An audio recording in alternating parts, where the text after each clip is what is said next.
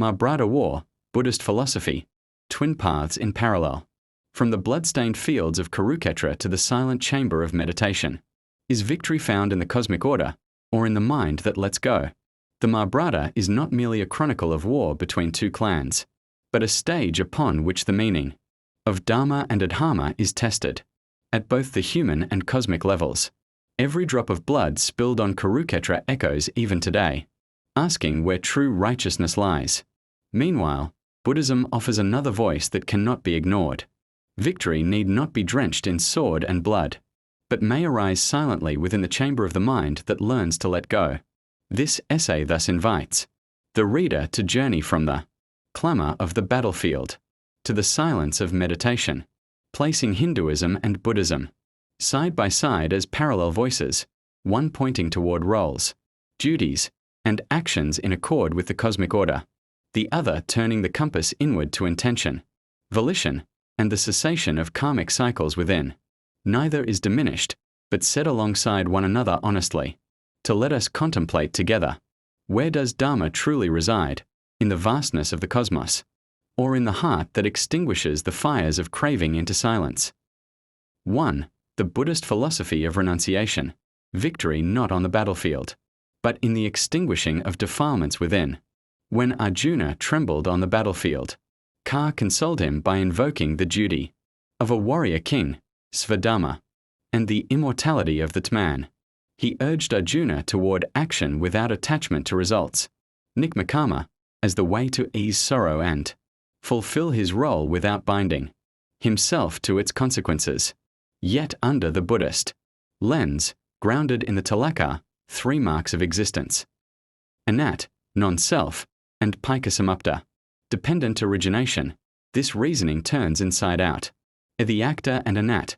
For Buddhism, the acta is no eternal essence, but a stream of aggregates, khandha, form, feeling, perception, formations, consciousness, bound together by conditions. Since all is anat, rigid notions of duty cannot guarantee righteousness. What matters is intention, cetan, which the Buddha declared to be karma itself. Satanha bhikkhave kamavadmi, AN 6.63. Killing, even under the pretext of duty, remains unwholesome if driven by the intention to harm. A consciousness and dependent origination. Ka claimed that the soul never dies but merely changes bodies. Buddhism instead teaches that consciousness is not immortal essence but a conditioned flow, arising and ceasing through causes.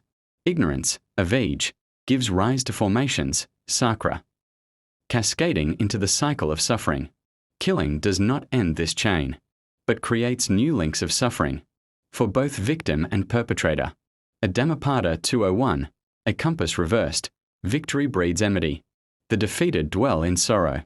The peaceful live happily, abandoning both victory and defeat. Here victory and defeat are revealed as twin traps. True peace arises in renunciation, through the end of M&A, conceit of high, low, equal, and dosa, hatred. Viewed from Buddhism, Kurukshetra is not a story of triumph but of shared spiritual defeat. Even the victorious Pavas inherit curses and karmic debts. True revolution is not destroying the enemy, but destroying ignorance and craving within. The battlefield shifts from blood-stained fields to the silent chamber of meditation. 2. The cosmic path of the Mahābhārata, when destruction is duty and cosmic order. If Buddhism places victory in the mind, the Mahābhārata places it in the cosmos. Here, war is not mere quarrel between kin, but the restoration of Dharma within the cosmic order. A Ka as cosmic charioteer. Ka is not merely Arjuna's companion but the charioteer of Dharma. The battlefield is a cosmic ritual where Dharma must be re-established against the swelling tide of Adharma. As for Dharma and cosmic order, Arjuna's hesitation is born of familial bonds. But Ka reframes the choice. To abandon his warrior's duty is to betray Dharma itself. Rightness here is not measured by intention or compassion, but by alignment with cosmic duty. The triadic cycle, the Hindu cosmos rests on creation, Sai, preservation, Sthiti, and destruction, Sara. Embodied by Brahm, Vayu, and Siva, Destruction is not nihilism, but sacred renewal, the necessary clearing for new creation. The Vivapa vision. In Bhagavad Gita with Macron 11, Ka unveils his cosmic form, thousands of arms, eyes, and blazing fires devouring all. Clois mi lokakaya kt, I am time, the destroyer of worlds, 11.32. Time itself is destruction, sweeping all into transformation. Arjuna is but an instrument in this inevitability. Thus bloodshed is not sin but cosmic offering.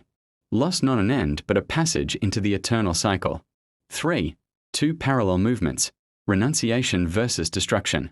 Set side by side, the two traditions present starkly different, yet equally coherent visions. A Buddhism, inner victory. O truth equals anat plus pikasamupta. O rightness equals intention purified of craving and ill will. O victory equals liberation through extinguishing defilements, refusing the game of win or lose. A Hinduism, cosmic victory. O truth equals cosmic order and time. O rightness equals acting in accord with Svadharma even if it demands destruction. O victory equals sustaining the cosmic cycle, destruction as preservation. Thus one path points inward to emptiness, the other outward to cosmic grandeur. The parallel truth, mind and cosmos. The Buddhist lens shows us victory as silence within, freedom from craving and karmic chains. The Hindu lens shows us victory as cosmic alignment, accepting one's role in time's vast cycle, where destruction is as sacred as creation. Neither cancels the other. Together they form parallel truths. One whispers that extinguishing desire ends suffering. The other proclaims that accepting time sustains the cosmos. The conclusion is not to force a choice, but to gaze at both, like the moon with its bright and dark sides. Dharma may not lie solely within or without, but in the tension between mind and cosmos, reflecting the depth of both humanity and the universe. Between the warrior who lays down his sword and the unmoving wheel of Dharma, the universe itself becomes the witness, reminding us that true victory is not conquest, but stillness.